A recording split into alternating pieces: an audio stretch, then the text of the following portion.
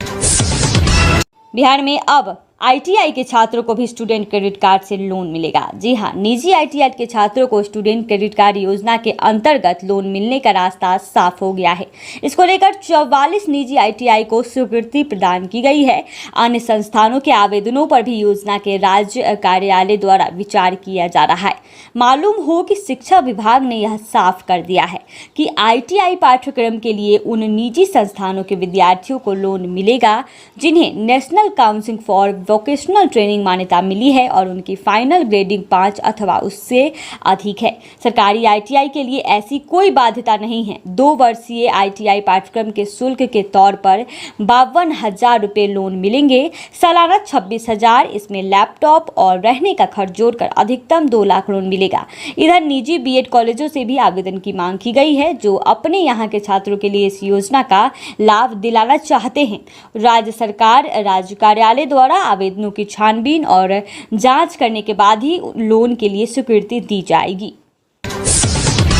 बिहार की सभी 40 लोकसभा सीटों पर इंडिया गठबंधन को जीतना है, तेजस्वी ने दिया ये टास्क। जी हां, बिहार के डिप्टी सीएम तेजस्वी प्रसाद यादव ने कहा कि राज्य के सभी 40 लोकसभा सीटों पर इंडिया गठबंधन की जीत सुनिश्चित करना है और यह बड़ी पार्टी होने के नाते राजद की भी जिम्मेदारी है। उन्होंने हर एक बूथ पर राजद कार्यकर्ताओं की मजबूत उपस्थिति पर जोर दिया और कहा कि बूथ पर कार्यकर्ताओं को डटे रहना। तेजस्वी सोमवार को 5 देश रत्न मार्ग स्थित अपने आवास पर दक्षिण बिहार के 4 मंडलों पटना, मगध, भागलपुर एवं मुंगेर के सभी जिलों के जिलाध्यक्ष, प्रमंडलीय प्रभारी, महासचिव एवं पूर्व प्रत्याशी के साथ आयोजित बैठक को संबोधित कर रहे थे।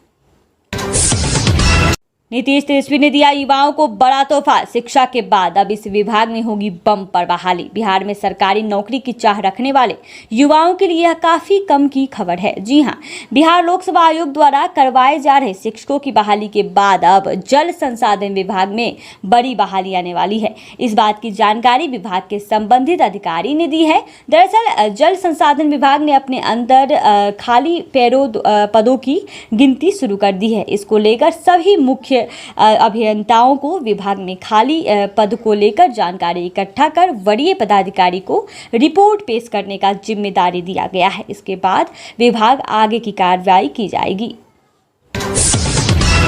BSEB class 12th board exam 2024 में रजिस्ट्रेशन करने की बढ़ी अवधि। छात्र अब 22 सितंबर तक कर सकते हैं इसकी अप्लाई। बिहार विद्यालय परीक्षा बोर्ड बीएसईबी द्वारा कक्षा 12 बिहार बोर्ड परीक्षा 2024 के ऑनलाइन रजिस्ट्रेशन की समय सीमा 12 सितंबर तक बढ़ा दी गई है।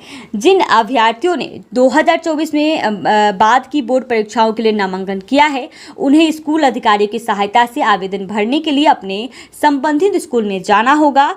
कक्षा 12 के लिए बिहार बोर्ड परीक्षा 2024 के लिए आवेदन पत्र केवल आधिकारिक वेबसाइट seniorsekandary.biharboardonline.com पर ऑनलाइन दाखिल किया जा सकता है।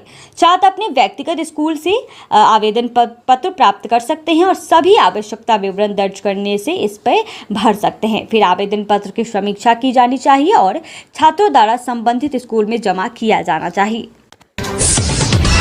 लैंड फॉर जॉब स्कैम में तेजस्वी के खिलाफ सीबीआई की चार्जशीट पर सुनवाई टली। अब इस दिन होगी हायरिंग। जी हां, रेलवे में नौकरी देने के बदले जमीन और फ्लैट रजिस्ट्रेशन कराने के मामले में डिप्टी सीएम तेजस्वी यादव के खिलाफ सीबीआई की तरफ से दायर चार्जशीट पर सुनवाई एक बार फिर से टल गई है।